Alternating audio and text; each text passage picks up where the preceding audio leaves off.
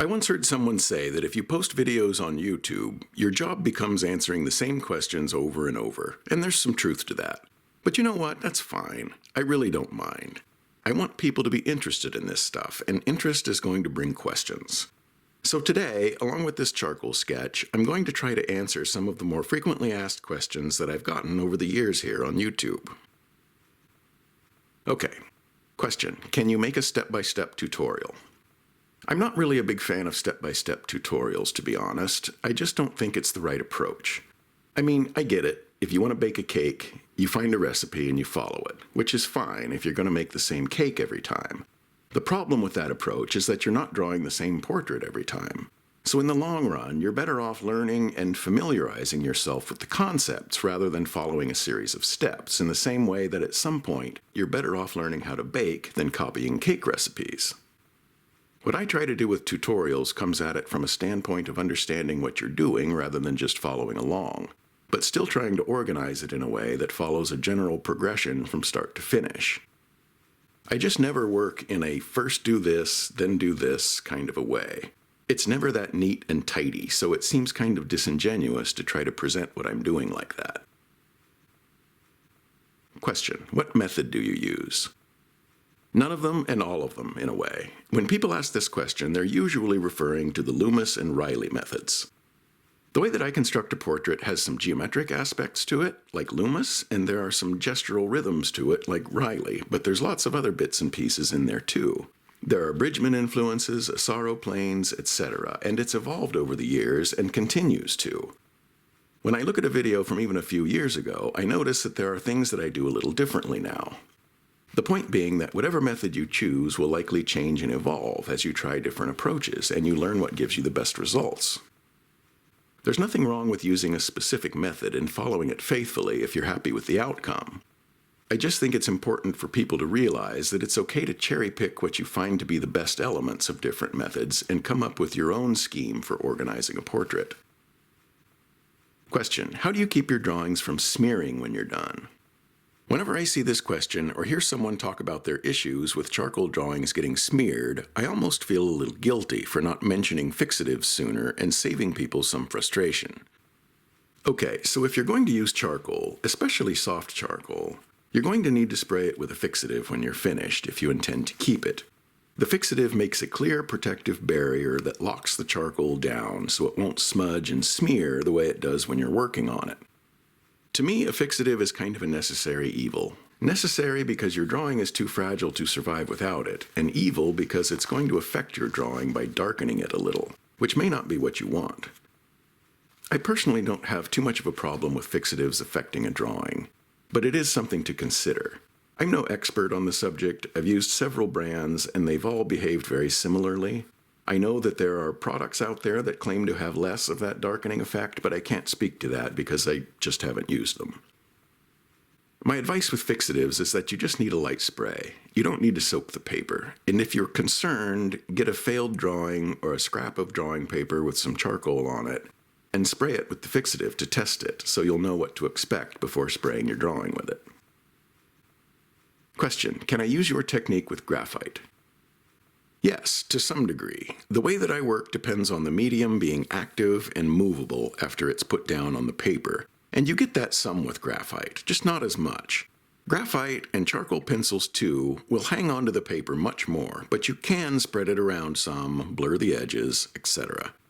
It's not as easy to edit graphite or push it around, so it may require a more careful handling. It really depends on what you want to get out of the technique and what it is about it that's important to you. The more expressive aspects are going to be easier to achieve with Vine or Willow, but if you prefer the control you have with graphite, you can change some things about the technique to suit you.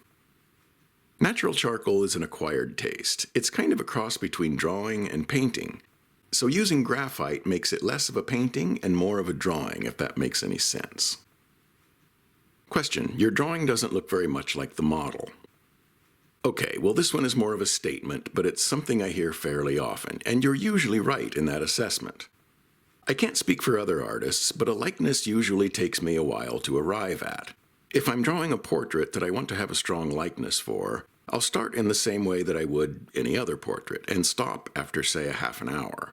But then I'll revisit it, many times, making tiny adjustments and very subtle edge refinements until I've eventually teased things into a better likeness.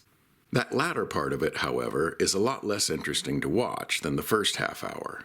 It's tedious, and it becomes about rendering and perfecting while trying not to work all of the life out of it. So a lot of the drawing demos that I put on YouTube are half-hour sketches, like the one you're watching now. That's rarely enough time for me to get a strong likeness, and this drawing is no exception. But it's usually enough to hopefully produce an interesting sketch and a vague resemblance that I can come back to and continue with if I choose to.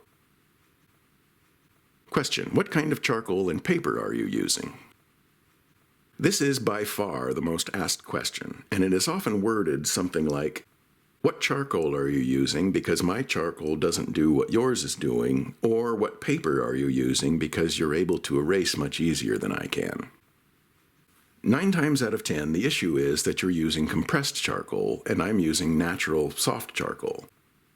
Charcoal pencils and sticks of compressed charcoal contain a binder that makes it adhere to the paper and resist manipulation much more than natural charcoal does. What you want to look for is Vine or Willow. A lot of places selling art supplies may just have one or the other. Vine charcoal is probably more common. Vine and Willow are very similar, and if you don't use them a lot, you probably couldn't tell the difference. So if you're new to natural charcoal, either will do the trick. I use several brands, but the one that I use most is Coates Willow Charcoal. That's Coates. And if you find that you like drawing with natural charcoal, I suggest eventually trying some different brands, because they can actually vary quite a bit in their characteristics. As far as the paper goes, there's a lot more variety depending on what I'm doing. I like more traditional textured paper sometimes, I like toned paper sometimes, but my everyday paper that appears in many of the videos is Strathmore 300 series drawing paper. This is a very common all-purpose drawing paper, but if that particular one isn't available to you, it's just a 70-pound drawing paper with a medium finish. Nothing fancy. The weight is less important than the finish. It's relatively smooth, but not slick. If your paper is too smooth, the charcoal won't stick to it. So look for a medium tooth or a medium finish as opposed to a fine tooth or a smooth finish. Okay, let's do one more. Question: what is that tool you're using with the black handle? This one is very simple. What people are usually referring to is a pencil extender that I use to get a little more life out of my charcoal sticks. I often wrap a little bit of masking tape around the stick so it's similar in diameter to a pencil, and it works fairly well. Yes, I know they sell extenders specifically for natural charcoal. My issue with those, to put it bluntly, is that they don't work, at least not the ones that I've used. So I've come up with a homemade solution. I try to answer questions as best I can by replying to them in the comments, but I can give a more thorough response in a format like this. Hopefully some of you found it helpful. If you have any questions on any of these topics or anything else, just leave them down below. Thank you so much for watching.